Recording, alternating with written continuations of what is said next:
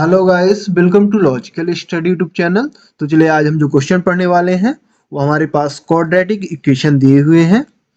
यही आज हम सॉल्व करने वाले हैं। तो क्वाड्रेटिक इक्वेशन हम गाइस वैसे बेसिकली हम टू मेथड से है ना, दो प्रकार से सॉल्व करते हैं। एक तो फॉर्मूला होता है, फॉर्मूला के द्वारा, और दूसरा हम फैक्टर्स बना के सॉल्व करते हैं। तो हम यहाँ फैक्टर्स बना के पहले सॉल्व करेंगे, फिर फॉर्मूला के द्वारा भी हम इनको सॉल्व करेंगे, है ना। दोनों प्रकार से सॉल्व करेंगे और दोनों प्रकार से समझेंगे। तो आप पहले देख लीजिए कि क्वाड्रेटिक इक्वेशन होते किस प्रकार के हैं, है ना। तो यक्स की घात, जिसकी यक्स की घात सबसे बड़ी घात 2 हो, है ना, वो होता है क्वाड्रेटिक इक्वेशन। तो यहाँ यक्स की घात सबसे बड़ी क्या है, 2 है ना। फिर एक घात होती है, फिर लास्ट में संख्या। तो इस प्रकार की इक्वेशन को हम क्वाड्रेटिक इक्वेशन कहते हैं, जिसका मानक रूप होता है, तो यहाँ आप देख सकते हैं, यहाँ लिखा है ax² + bx + c के रूप में होता है ना। मेन रूप उसका ये होता है, इसका मानक रूप क्वाड्रेटिक इक्वेशन का। तो क्वाड्रेटिक इक्वेशन को चलिए हम इसको सॉल्व करेंगे गुणनखंड विधि, है ना, फैक्टर्स बना के। सेम पहले अपना क्वेश्चन लिखेंगे।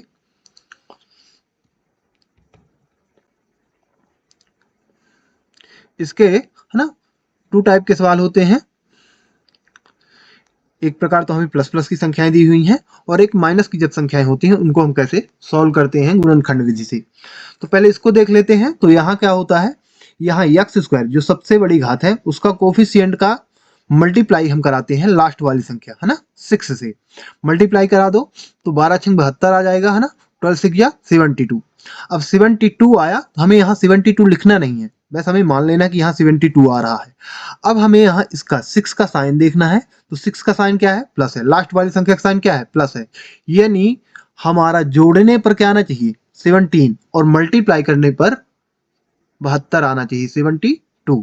ऐसे हमें गुणनखंड सोचना है कि जोड़ने पर क्या आए, यहाँ प्लस है तो जोड़ने पर, माइनस होता तो घटाने पर आना चाहिए, है ना। अब प्लस है तो जोड़ने पर आए 17, और मल्टीप्लाई करने पर 72 आए, क्योंकि इसका मल्टीप्लाई क्या हो रहा है, 72 हो रहा है।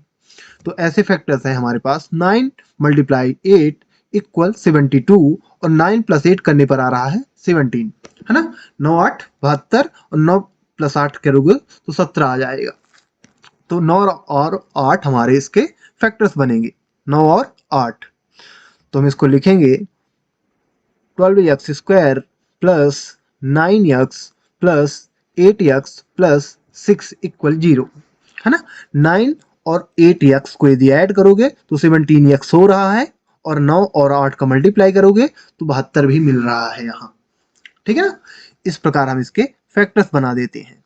अब यहाँ क्या करना है, हमें दो दो टर्म्स को लेके चलना है। 12x² + 9x में कॉमन लेंगे, और 8x + 6x में कॉमन लेंगे। तो पहले इन दोनों में कॉमन ले लेते हैं। तो इन दोनों में कॉमन क्या आ रहा है गाइस, तो कॉमन आप देख सकते हैं कि x भी कॉमन मिल रहा है हमें, और संख्या में जिस संख्या का हमें दोनों में है ना डिवाइड चला जाए, दोनों में डिवाइड चला जाए वो कॉमन मानी जाती है।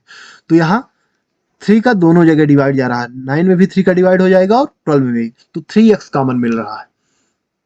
और यहाँ क्या कॉमन मिलेगा, तो यहाँ देखेंगे तो x तो एक ही संख्या में है, तो यहाँ हमें 2 कॉमन मिल रहा है। 2 का भाग 6 में जा रहा है, 4 में 8 में भी जा रहा है। तो चलिए यहाँ पहले कॉमन ले लेते हैं। तो यहाँ आ जाएगा 3x, अंदर क्या बचा 4x + 3 ब्रैकेट क्लोज, और यहाँ मिल रहा है 2, और यहाँ बचा 4x + 3 ब्रैकेट क्लोज = 0। चलिए एक बार फिर समझते हैं कॉमन हमने कैसे लिया। यदि हमने यहाँ 3x कॉमन निकाला है तो 3x का इन दोनों जगह पूरा डिवाइड जा रहा है, और जो बचा वो यहाँ ब्रैकेट के अंदर लिखा हुआ है। तो 3x का कॉमन यदि आप देखो यहाँ, तो 3 4 = 12, और x से यहाँ 2x है और यहाँ 1x, तो 1x कैंसिल हो जाएगा डिवाइड करोगे, तो 4x यहाँ बचा। प्लस फिर यहाँ यदि देखोगे तो 3 3 = 9, और एक x ऑलरेडी था यहाँ तो निकल चुका है, यदि डिवाइड भी करोगे तो कैंसिल हो जाएगा वो, ठीक है ना। और यदि यहाँ देखोगे आप तो यहाँ 2 हमने कॉमन ले लिया है, तो 2 4 = 8, x तो था नहीं तो x सेम आ गया, और यहाँ प्लस फिर 2 3 = 6, तो यहाँ ओनली 2 कॉमन आया। अब यहाँ हम क्या करते हैं गाइस, इसका रूल क्या होता है कि आपने, यदि आपको चेक करना है कि आपने जो फैक्टर्स बनाए हो सही हैं या फिर गलत, या फिर हमने कॉमन में कोई गलती तो नहीं की, तो इसका सबसे बड़ा चेक करने का रूल क्या होता है कि जो ब्रैकेट के अंदर की संख्याएं वो समान आनी चाहिए। 4x + 3 4x + 3, है ना। ब्रैकेट के अंदर कॉमन लेने पर समान संख्या बचेगी, है ना। 4x + 3 4x + 3 ये दोनों सेम ही होंगे, यदि असमान आ रहे हैं यानी आपने या तो फैक्टर्स बनाने में गलती की है या फिर कॉमन लेने में गलती की है। तो ये समान नहीं आना चाहिए, असमान नहीं होना चाहिए। तो ये सेम आ रहे हैं यानी हमने कॉमन और फैक्टर्स लेने में कोई गलती नहीं की है। अब यहाँ हमें क्या करना गाइस कि एक बार हम इन दोनों में से, है ना, कोष्टक के अंदर जो संख्याएं हैं दोनों सेम, एक बार इसको लिखेंगे और एक बार जो बाहर की संख्या हमने कॉमन लिया है 3x + 2 इसको लिखेंगे। तो चलिए लिख लेते हैं 3x + 2, एक बार हमने इसको इसको लिख लिया, एक बार इन दोनों में से एक को लिख लेना 4x + 3 = 0। अब हम 0 के साथ कंपेयर करा के x की वैल्यू निकालेंगे, है ना। तो 3x + 2 = 0, 4x + 3 = 0। अब यहाँ आप जानते हैं कि हमें x की वैल्यू निकालना है तो 2 की साइड चेंज करेंगे, तो दोनों यहाँ 2 प्लस में है और यहाँ 3 प्लस में है, तो दोनों की साइड चेंज करने पर दोनों माइनस में हो जाएंगे। तो यहाँ आएगा 3x = -2 और यहाँ आएगा 4x = -3। अब आप जानते हैं हमें वैल्यू चाहिए x की, यानी x का कोफिशिएंट अभी 3 बचा हुआ है और यहाँ भी x का कोफिशिएंट 4 बचा हुआ है, तो यानी हम इनको भी साइड चेंज करेंगे, यहाँ से हटाएंगे, तब हमें x की वैल्यू मिलेगी। तो यहाँ आप जानते हैं कि x का कोफिशिएंट यानी गुणांक है 3, तो गुणे की संख्या कहाँ जाती है, बटे में। यहाँ भी गुणे की संख्या बटे में जाएगी अपोजिट साइड में, तो इसको हम लिखेंगे x = -2/3, x = -3/4। यहाँ हमें x की दो वैल्यू मिल चुकी हैं, एक वैल्यू मिली है -2/3 और एक वैल्यू है -3/4। तो गाइस हमें यहाँ x की दो वैल्यू मिल चुकी हैं, यानी हमारा फैक्टर्स बना के हमने क्वाड्रेटिक इक्वेशन की दो वैल्यू निकाल लिए हैं हमने। अब यहाँ आपको देखना है कि हमारे पास दो वैल्यू क्यों आई है। तो क्वाड्रेटिक इक्वेशन की घात क्या होती है, 2। तो जिसकी घात 2 है तो x की वैल्यू वहां 2 निकल के आएंगी। तो कोई भी आप क्वाड्रेटिक इक्वेशन सॉल्व करोगे वहां x की वैल्यू 2 मिलेंगी हमें। चलिए अगला सॉल्व करते हैं। दूसरा इक्वेशन हमारे पास x² - 5x - 24 = 0। अब यदि यहाँ देखोगे तो x² को कोफिशिएंट कुछ भी नहीं है तो 1 माना जाएगा, है ना, 1 माना जाएगा। यहाँ कुछ भी नहीं है तो 1 माना जाएगा। अब चलिए इसको सॉल्व करेंगे। सेम क्वेश्चन लिखेंगे अपना, x² - 5x - 24 = 0। अब यहाँ हमें गाइस क्या करना है, 1 का 24 में मल्टीप्लाई कराओ, है ना। पहला रूल क्या होता है, x² का कोफिशिएंट लास्ट वाली संख्या से मल्टीप्लाई होता है। तो मल्टीप्लाई यदि कराओगे 1 का 24 में तो 24 ही आ जाएगा। अब उसके बाद हम क्या देखते हैं कि लास्ट वाली संख्या का साइन क्या है, 24 का साइन क्या है, माइनस है। माइनस यानी हमें घटाने पर 5 मिलना चाहिए। ऐसे गुणनखंड सोचना है, ऐसे फैक्टर्स बनाना है कि जिसको हम मल्टीप्लाई करें तो 24 आए और माइनस करें तो 5 आए। तो ऐसे फैक्टर्स हैं। 8 × 3 करने पर क्या आ रहा है, 24, और 8 - 3 करोगे तो आ जाएगा 5। तो हमारे फैक्टर्स क्या बन रहे हैं, 8 × 3। तो हम अगले स्टेप में लिख सकते हैं इसको, x² bracket 8x - 3x bracket close -24 same लिखेंगे = 0। अब यदि यहाँ आप देखोगे 8x - 3x यदि इनको माइनस करोगे तो आ जाएगा माइनस, है ना, सॉरी 5x आ रहा है ना, 5x आ जाएगा।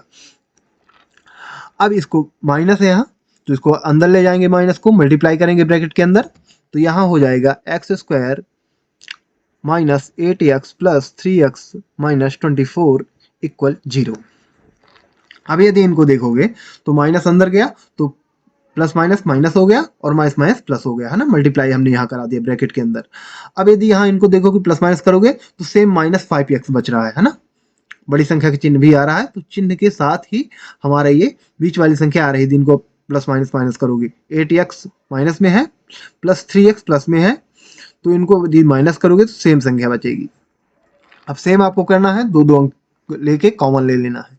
तो यहाँ क्या कॉमन आ रहा है, x² - 8x में x कॉमन आ रहा है, क्योंकि x यहाँ भी है यहाँ भी है, तो एक x कॉमन निकाल लेते हैं, तो यहाँ बचेगा, है ना, 2x से, तो एक x यहाँ बचा -8, और यहाँ आ जा रहा है, देख सकते हैं यहाँ कॉमन 3 मिल रहा है कॉमन, है ना, 3x - 24 में 3 कॉमन मिल रहा है, क्योंकि 3 यहाँ भी मिल रहा है और यहाँ 24 में 3 का डिवाइड जा रहा है, तो x - 8 बचा यहाँ।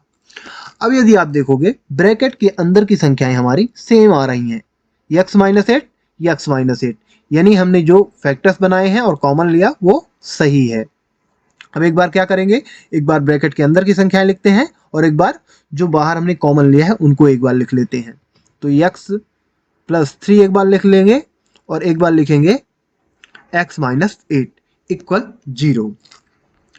अब इनको क्या करेंगे, दोनों को हम 0 के साथ कंपेयर कराएंगे। तो x plus 3 equal 0, x minus 8 equal 0। अब यहाँ हमें क्या करना है, x प्लस 3 है तो 3 की साइड चेंज करेंगे और यहाँ 8 की भी साइड चेंज करेंगे तो हमें x की वैल्यू मिल जाएगी। तो x इक्वल माइनस 3 आया और यहाँ आ जाएगी x इक्वल 8, है ना, प्लस का 8 हो जाएगा क्योंकि माइनस की संख्या थी, साइड चेंज करने पर प्लस की हो गई। तो यहाँ भी गाइस हमें, है ना, x की दो वैल्यू निकल के आ चुकी हैं, x इक्वल टू माइनस 3 और x इक्वल टू 8। तो गाइस हम जब भी क्वाड्रेटिक इक्वेशन को सॉल्व करते हैं तो हमें दो वैल्यू प्राप्त होती हैं। अब हमने इन दोनों को सॉल्व किया फैक्टर्स बना के। अब लास्ट वाला है हमारे पास क्वेश्चन है 2x square minus 4x plus 3। अब यदि यहाँ देखोगे तो यहाँ फैक्टर्स नहीं बन रहे हैं, यहाँ फैक्टर्स बन ही नहीं रहे हैं। अब जब फैक्टर्स नहीं बनेंगे तो हम यहाँ फॉर्मूला का मेथड लगाएंगे, फॉर्मूला लगा के इसको सॉल्व करेंगे।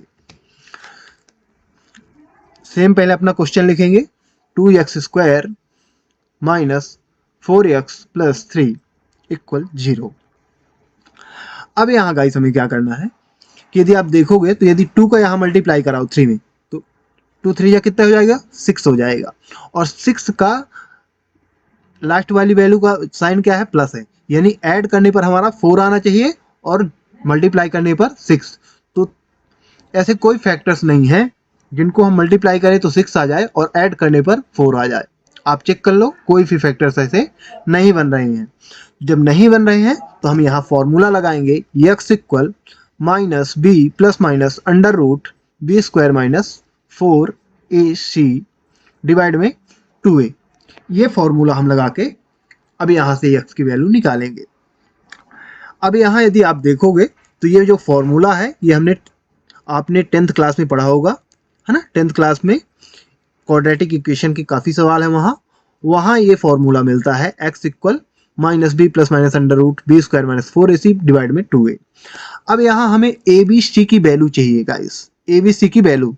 तो हम जो मानक रूप है बहुपद का, है ना, पॉलिनोमियल का मानक रूप क्या है, a x square plus b x plus c, इससे कंपेयर करा के ए बी सी की वैल्यू निकालेंगे। तो ए की वैल्यू क्या कहलाएगी यहाँ 2, बी की वैल्यू -4 और सी की वैल्यू 3। तो यहाँ वैल्यू लिख लेते हैं, ए इक्वल क्या है 2, बी इक्वल -4 और सी इक्वल 3। अब हमें ए बी सी की वैल्यू मिल चुकी है। अब हम अपने फॉर्मूला में पुट करेंगे। चलिए पुट कर देते हैं, x इक्वल बी की जगह माइनस ऑलरेडी था और यहाँ बी की वैल्यू में भी माइनस, तो -4 bracket close plus minus under root b square यानी -4 का स्क्वायर माइनस 4 a यानी 2 c यानी 3, है ना, डिवाइड में 2a। तो 2 इंटू ए की वैल्यू क्या है 2, तो 2 इंटू 2। अब इसको यदि सॉल्व करोगे तो माइनस माइनस यहाँ प्लस हो जाएगा और माइनस का वर्ग हमेशा प्लस में आता है, तो 4 का वर्ग हमेशा -4 है, तो माइनस का वर्ग प्लस में आने का अर्थ यहाँ क्या है, यहाँ आ जाएगा 16 प्लस में और यहाँ आ जाएगा 4 2 जा 12, 12 3 जा 4 2 जा 8 और 8 3 जा 24 आएगा, 2 2 जा 4। तो यहाँ आएगा अगले स्टेप में 4 plus minus under root 16 minus 24 divide में 4। एक बार फिर समझिएगा, यहाँ माइनस माइनस था तो प्लस में आ गया 4 और यहाँ माइनस का वर्ग हमेशा प्लस में होता है, तो 4 का वर्ग हमेशा -4 था तो -4 का वर्ग प्लस में आ चुका है, तो 16 आ गया। और यहाँ मल्टीप्लाई करोगे तो प्लस माइनस का मल्टीप्लाई माइनस में होगा, तो 24 आ गया, है ना। 4 2 जा 8, 8 3 जा 24 डिवाइड में 2 2 जा 4। अब यहाँ आप अंडर रूट के अंदर माइनस कर दो, तो यहाँ आ जाएगा x equal 4 plus minus under root -8 divide by 4, है ना। 16 में -24 करोगे तो -8 आएगा, बड़ी संख्या चिन्ह माइनस में है। अब यहाँ आपको क्या करना है कि हम अंडर रूट के अंदर इसको बना के लिख सकते हैं, क्या लिख सकते हैं इसको बना के हम, 4 plus minus under root 4 into 2 into -1 divide में 4। इसको हम लिख सकते हैं ना, 4 इंटू 2 इंटू -1 डिवाइड में 4। अब यदि आप इसको हमने इस प्रकार लिख दिया तो यहाँ आप जानते हैं 4 का वर्ग निकल के आ जाएगा 2, और 2 का कोई भी वर्ग नहीं निकलेगा तो अंडर रूट के अंदर ही 2 रहेगा। और जो -1 है तो -1 अंडर रूट -1 है ना, अंडर रूट के अंदर -1 है, उसकी वैल्यू क्या होती है यहाँ, अंडर रूट -1 की वैल्यू होती है आई, जिसको हम बोलते हैं आयोटा। तो आपको कहीं भी यदि अंडर रूट के अंदर -1 मिलता है या फिर माइनस मिलता है तो उसको हम 1 के रूप में अलग करके लिख के आई लगाते हैं वहाँ, ठीक है ना। आपको ये समझना है कि अंडर रूट के अंदर यदि कहीं भी माइनस मिल जाए तो आपको आई लगा देना है ना, -1 के रूप में अलग करके। तो यहाँ हमने -1 के रूप में अलग कर लिया है माइनस को। अब यहाँ यदि अगले स्टेप में देखोगे तो आ जाएगा 4 ± 2 अंडर रूट 2 आई, -1 की जगह आई डिवाइड में 4 सेम लिखेंगे, है ना। 4 का वर्ग आया बाहर, 2 आ गया निकल के, अंडर रूट के अंदर 2 बचा और -1 की जगह आई आ गया। अब यहाँ आप देखोगे ऊपर तो 2 कॉमन मिल रहा है, तो 2 कॉमन निकालो तो यहाँ आ जाएगा 2 कॉमन, और यहाँ बचा 2 प्लस अंडर रूट 2 आई ब्रैकेट क्लोज डिवाइड में 4, है ना। 2 यहाँ कॉमन मिल रहा है, 2 2 जा 4, और यहाँ 2 में कॉमन गया डिवाइड गया तो है ना पूरा कट गया तो 1 बचा, तो यहाँ 1 का मल्टीप्लाई करने पर 2 अंडर रूट 2 आई ही आ 2 अंडर रूट 2 आई ही आ जाएगा सेम, और नीचे बचा हमारा 4। अब 2 से 4 कैंसिल हो जाएगा तो 2 1 जा 2, 2 2 जा 4, तो यहाँ अगले स्टेप में बनेगा ये हमारा x equal 2 plus under root 2 i divide में 2, है ना। ये 4 कैंसिल हो चुका है 2 से तो 2 आ गया। अब x की वैल्यू आप देखोगे तो ये प्लस माइनस में लिखी हुई है, 2 plus minus under root 2 i divide में 2, तो इसको एक बार हम प्लस में लिखेंगे एक बार माइनस में, तो x equal 2 plus under root 2 i divide by 2, और एक बार माइनस में लिख लेते हैं। प्लस माइनस का अर्थ यही होता है कि हम इनको अलग अलग लिख सकते हैं, 2 minus under root 2 i divide में 2। तो यहाँ भी गाइस हमें x की 2 वैल्यू निकल के आ चुकी हैं। तो जिस सिचुएशन में यदि आपका फैक्टर्स नहीं बन रहा तो आप वहाँ फॉर्मूला मेथड का उपयोग करके, है ना, यूज करके उसको सॉल्व कर सकते हैं इस प्रकार। तो गाइस इसी के साथ हम ये अपना वीडियो समाप्त करते हैं। यदि आपको क्वाड्रेटिक इक्वेशन मिलते हैं तो यदि गुणनखंड विधि आप लगाते हैं तो वहाँ इस प्रकार सॉल्व कर सकते हैं, और यदि गुणनखंड नहीं है ना, फैक्टर्स नहीं बन रहे हैं तो आप फॉर्मूला विधि से उसको सॉल्व कर सकते हैं। यदि आपको इसी प्रकार मैथ से रिलेटेड वीडियो देखना है तो आप हमारे चैनल को सब्सक्राइब करें, लाइक करें, जो भी आपके क्वेश्चन रहे कमेंट बॉक्स में कमेंट करें, उनके आंसर आपको प्रोवाइड करा दिए जाएंगे। जय हिंद, जय भारत।